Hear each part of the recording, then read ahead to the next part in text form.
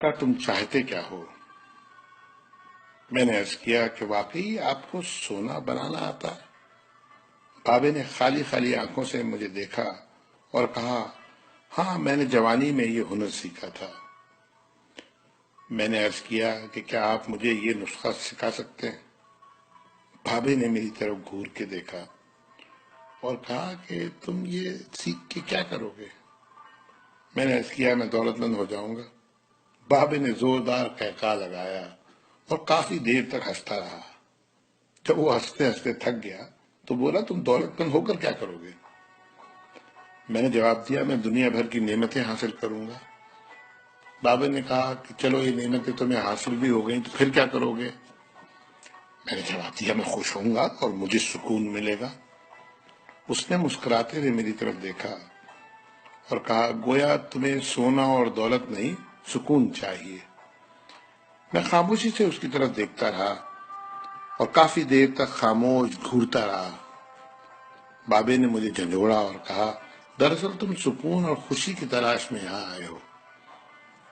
میں اس وقت چونکہ ایک نوجوان تھا اور باقی نوجوانوں کی طرح یہی سمجھتا تھا کہ دولت ہی سکون اور خوشی حاصل کرنے کا ذریعہ ہے، لیکن بابے کی باتوں نے مجھے کچھ الجھا سا دیا تھا۔ اسی الجھن میں نے ہاں کر دی۔ بابے نے ایک لمبا قہقہہ لگایا اور پھر دیر تک ہنستا رہا اور کہا، کاکا میں تمہیں سونا بنانے کے بجائے انسان سے بندہ بنانے کا طریقہ کیوں نہ سکھا دوں؟ میں تمہیں دولت مند ہونے کے بجائے پرسکون اور خوش رہنے کا گر کیوں نہ سکھا دوں؟ میں خاموشی سے اس کی باتیں سنتا رہا، حالانکہ مجھے ابھی کچھ سمجھ میں نہیں آ رہا تھا۔ اتنے میں بابا بولا، انسان کی خواہشیں جب اس کے وجود اور عمر سے لمبی رہتی ہیں وہ اس وقت تک انسان رہتا ہے۔ تم اپنی خواہشوں کو اپنی عمر اور وجود سے چھوٹا کر لو، تم سکون بھی پا جاؤ گے اور خوشی بھی۔ اور جب تم خوشی اور سکون پا جاؤ گے تو تم انسان سے بندہ بن جاؤ گے۔ مجھے بابے کی باتیں بالکل سمجھ میں نہیں آ رہی تھی اور بابے نے میری یہ پریشانی بھانپ لی تھی۔ بابا بولا، تم قرآن شریف پڑھو۔ اللہ تعالیٰ نے خواہشوں میں لتھڑے ہوئے لوگوں کو انسان کہا ہے اور محبت میں رنگے ہوئے آزاد لوگوں کو بندہ۔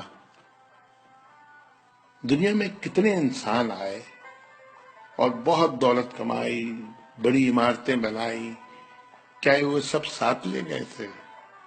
کیا سب وہ خوش تھے؟ تم بھی کیا خوش ہو؟ پھر بابا خود ہی بولا، نہیں، جب تک تم تانبے سے سونا بنانے کے چکر میں اور خپ میں مبتلا رہو گے اس وقت تک خوشی سے دور بھاگتے رہو گے اور بھٹکتے رہو گے۔ پھر بابے نے ایک چھوٹی سی ٹہنی سے زمین پہ رگڑنا شروع کیا اور کہا، لو میں تم کو انسان سے بندہ بنانے کا نسخہ بتاتا ہوں۔ اپنی خواہشوں کو اپنے قدموں سے آگے نکلنے نہ دو۔ جو مل گیا اس پہ شکر کرو، جو چھن گیا اس پر افسوس مت کرو۔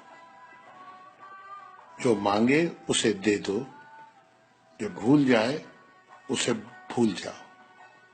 دنیا میں بے سامان آئے تھے اور بے سامان ہی واپس جاؤ گے۔ سامان جمع کرنے کی فکر نہ کرو۔ جسے خدا ڈھیل دے رہا ہے اس کا کبھی احتساب مت کرو۔ بلا ضرورت سچ بھی فساد ہوتا ہے۔ جو پوچھے تو سچ بولو، جو نہ پوچھے تو خاموش رہو۔ دینے میں خوشی ہے اور وصول کرنے میں غم۔ دولت کو روکو گے تو خود بھی رک جاؤ گے۔ چوروں میں رہو گے تو چور ہو جاؤ گے۔ اللہ راضی رہے گا تو جگ راضی رہے گا، وہ ناراض ہوگا تو نعمتوں سے خوشیاں اڑ جائیں گی۔ جب تم عزیزوں، رشتہ داروں، اولادوں سے چڑھنے لگو تو سمجھ لو اللہ تم سے ناراض ہے۔ جن سے تمہیں نقصان پہنچا ہو اور مزید نقصان پہنچنے کا اندیشہ ہو ان سے کنارہ کشی کر لو، ان سے بدلہ لینے کی فکر نہ کرو، کیونکہ سب سے اچھا بدلہ اللہ کا ہے۔ جب تم اپنے دشمنوں کے لیے اپنے دل میں رحم محسوس کرو تو سمجھ لو تمہارا خالق تم سے راضی ہے۔ ہجرت کرنے والے کبھی گھاٹے میں نہیں رہتے۔ بابے نے پھر میرے کندھے پہ ہاتھ رکھا اور کہا جاؤ، بس ایک چیز کا دھیان رکھنا، کبھی کسی کو خود سے نہیں چھوڑنا، دوسروں کو فیصلہ کرنے کا موقع دینا، یہ اللہ کی سنت ہے۔ اس نے کبھی اپنی مخلوق کو تنہا نہیں چھوڑا، مخلوق اللہ کو چھوڑتی ہے۔ اور دھیان رکھنا، جو جا رہا ہو اسے جانے دینا، جو واپس آ رہا ہو اس کے لیے اپنا دروازہ کبھی بند نہ کرنا، یہ بھی اللہ کی عادت ہے، وہ واپس آنے والوں کے لیے اپنا دروازہ ہمیشہ کھلا رکھتا ہے۔ تم یہ کرتے رہنا، تمہارے دروازے پہ ہمیشہ میلہ لگا رہے گا۔